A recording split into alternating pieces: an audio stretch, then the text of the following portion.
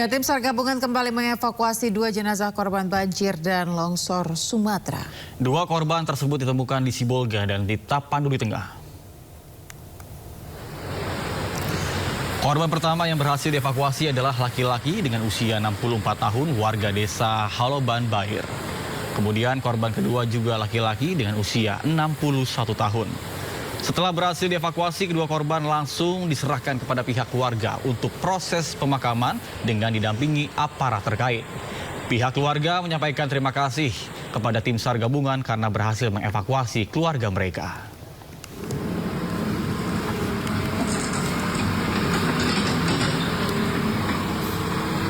Ya, pemirsa, upaya pencarian korban longsor di Tapanuli Tengah kembali membuahkan hasil. Setelah menyusuri medan yang sulit dan juga titik rawan longsor, tim gabungan menemukan 1 korban dalam kondisi meninggal dunia.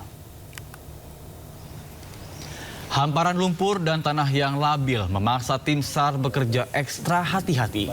Setiap gerakan dilakukan dengan peralatan manual dan memastikan tidak ada titik yang terlewat. Kemudian proses pencarian berlangsung cukup lama, terutama di area yang sulit dijangkau. Di antara pohon yang tumbang, tim akhirnya menemukan 1 korban dalam kondisi yang telah meninggal dunia. Jenazah kemudian dievakuasi melalui jalur berlumpur dan dibawa ke pemukiman warga untuk diserahkan kepada pihak keluarga. Udah dikasih di kantong. Kenapa? Pemirsa, ribuan warga korban bencana berjalan puluhan kilo dari Bener Meriah Sumawe, Aceh menuju Aceh Tengah. Mereka berjalan kaki demi mendapatkan bahan makanan dan juga bahan bakar minyak. Selama 16 hari terisolasi, warga korban bencana di Bener Meriah berjalan kaki puluhan kilometer demi mendapatkan sembako dan bahan bakar minyak. Kondisi dan situasi yang semakin sulit dikarenakan akses yang terputus ditambah dengan jalur komunikasi yang lumpuh total membuat warga sulit mendapatkan bantuan. Bahkan tidak hanya medan perjalanan penuh lumpur, namun juga jalan berbukit dan juga bebatuan besar.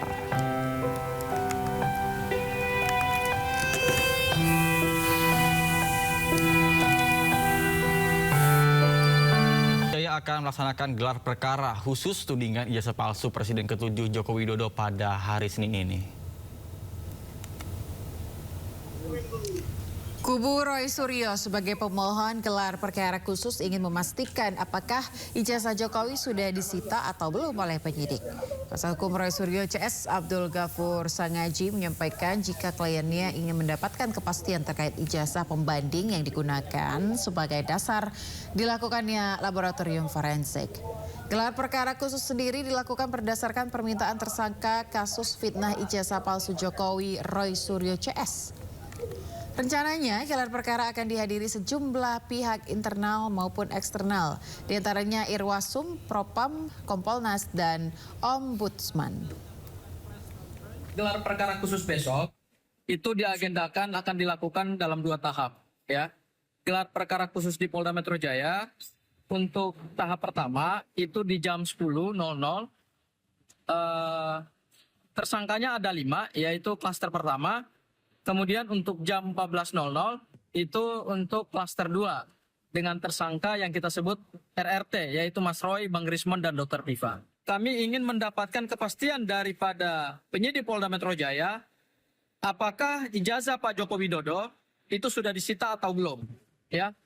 Hal yang kedua yaitu menyangkut dokumen pembanding, ya, atau kita sebut ijazah pembanding yang digunakan sebagai dasar dilakukannya laboratorium forensik, ya, karena kan hasilnya adalah identik berdasarkan keterangan yang sudah disampaikan oleh penyidik Polda Metro Jaya. Nah, kami ingin mendapatkan kepastian juga apakah ijazah pembanding yang dijadikan sebagai dokumen pembanding itu ijazahnya siapa, kemudian apakah disita secara sah juga, apakah ada berita acara keabsahan dari Universitas Gadjah Mada atau tidak.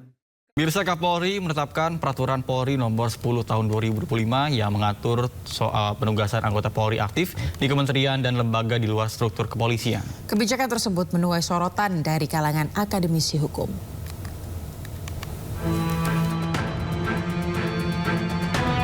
Dikutip dari inews.id, Kapolri Jenderal Listio Sigit Prabowo resmi menetapkan Peraturan Polri Nomor 10 Tahun 2025 tentang penugasan anggota Polri aktif di luar struktur organisasi Polri.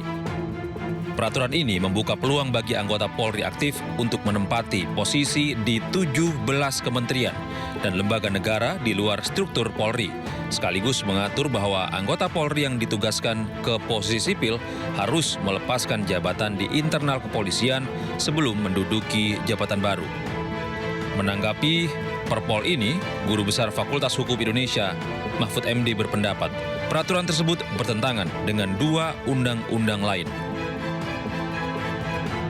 Perkap nomor 10 tahun 2025 itu bertentangan dengan 2 undang-undang. Yaitu pertama Undang-Undang nomor 2 tahun 2002 tentang Kepolisian Republik Indonesia, di mana di dalam pasal 28 ayat 3 disebutkan bahwa yang anggota Polri yang mau masuk ke jabatan sipil itu hanya boleh apabila minta berhenti atau pensiun dari dinas Polri.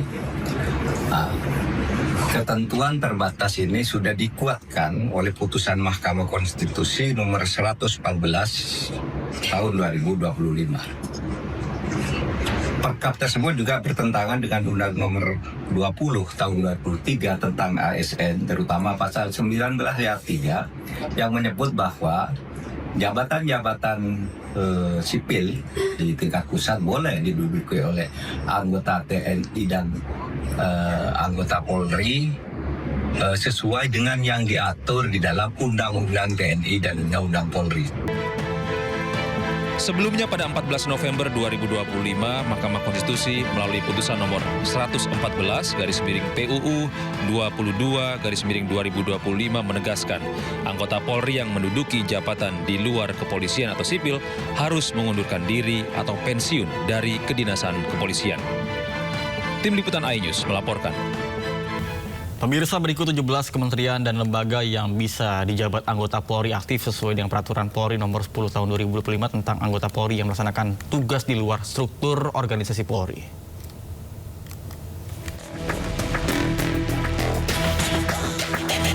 Satu, Kementerian Koordinator Politik dan Keamanan. 2, Kementerian Energi dan Sumber Daya Mineral. 3, Kementerian Hukum. 4, Kementerian Imigrasi dan Pemasyarakatan. 5, Kementerian Kehutanan. Lalu 6, Kementerian Kelautan dan Perikanan. 7, Kementerian Perhubungan. 8, Kementerian Perlindungan Pekerja Migran Indonesia. 9, Kementerian Agraria dan Tata Ruang Badan Pertahanan Nasional. 10, Lembaga Ketahanan Nasional. Selanjutnya 11, Otoritas Jasa Keuangan. 12, Pusat Pelaporan dan Analisis Transaksi Keuangan. 13, Badan Narkotika Nasional. 14, Badan Nasional Penanggulangan Terorisme. 15, Badan Intelijen Negara. Kemudian 16, Badan Cyber Sandi Negara. 17, Komisi Pemberantasan Korupsi. Kita beralih ke informasi bencana Sumatera. Pemirsa, banjir susulan kembali menerjang kawasan Batu Busuak, Kecamatan Pau, Kota Padang, Sumatera Barat, Minggu petang. Ya, belasan warga yang terjebak banjir dievakuasi tim SAR gabungan.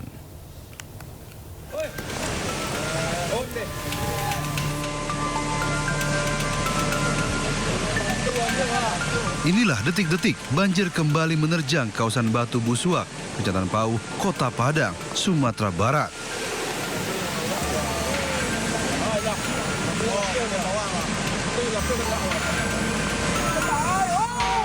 Tim SAR gabungan berupaya mengevakuasi 15 warga yang terjebak banjir.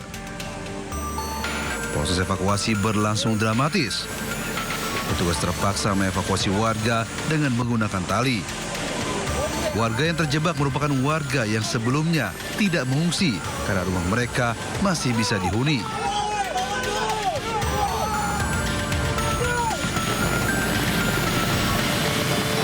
Banjir disebabkan tingginya curah hujan di Kota Padang dan kembali meluapnya Sungai Batang Kuranji.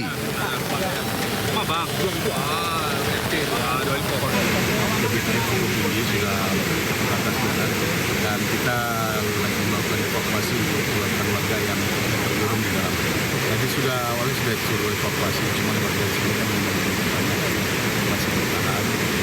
Cuma sekarang mereka tidak evakuasi, maka kita lakukan evakuasi dari kemudian.